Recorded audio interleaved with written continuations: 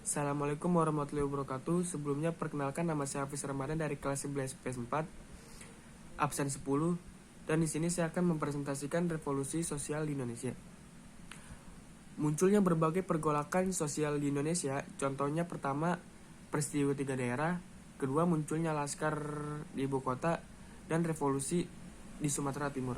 Dan tidak hanya 3 contoh tersebut, akan tetapi hampir di setiap daerah di Indonesia dan timbulnya pergolakan sosial di berbagai daerah di Indonesia merupakan bentuk dari dampak perubahan sosial yang terjadi dalam masyarakat tepat setelah proklamasi kemerdekaan Indonesia. Dan perubahan dari sistem masyarakat yang dulu terikat kuat dengan masyarakat kondisi masyarakat yang telah merdeka dan berada di bawah pemerintahan yang baru dan demokratis, menimbulkan berbagai pergolakan sosial dan konflik dalam masyarakat. Pergolakan sosial setelah proklamasi lebih sering terjadi antara mereka rakyat yang dahulu terjajah dalam segala aspek dengan penguasaan daerah yang dahulu berkolaborasi dengan para penjajah. Rasa balas dendam ketidakadilan menjadi hal yang paling penting dalam mendorong mereka yang dahulu terjajah untuk melakukan revolusi sosial melawan mereka yang dianggap menindas kaum lemah. Dan faktor semangat kemerdekaan juga menjadi pendorong terjadinya revolusi sosial di berbagai daerah.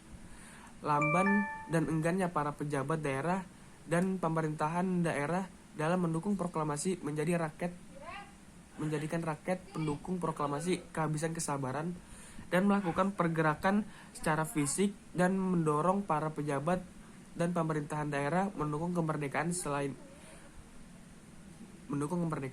Selain itu, sentimen masyarakat daerah terhadap ras dan golongan tertentu juga mendorong masyarakat melawan perlawanan dalam rangka merubah pranata sosial yang sudah ada sejak dahulu. Akan tetapi, perlawanan tersebut lebih sering terjadi dengan menggunakan jalan radikal atau kekerasan.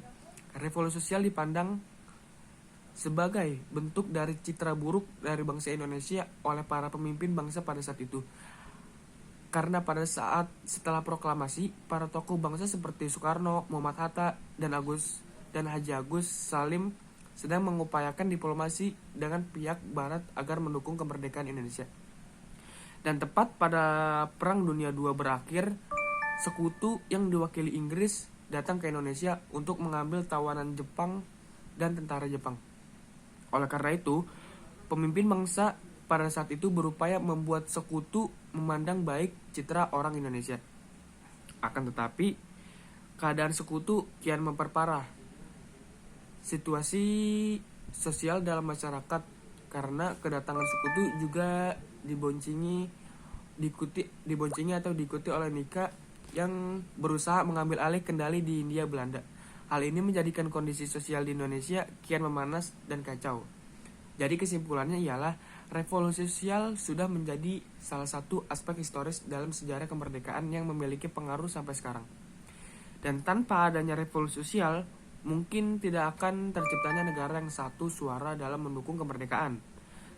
Selain itu, revolusi sosial juga menjadi contoh bagaimana masyarakat Indonesia pada saat itu begitu semangat menyambut kemerdekaan.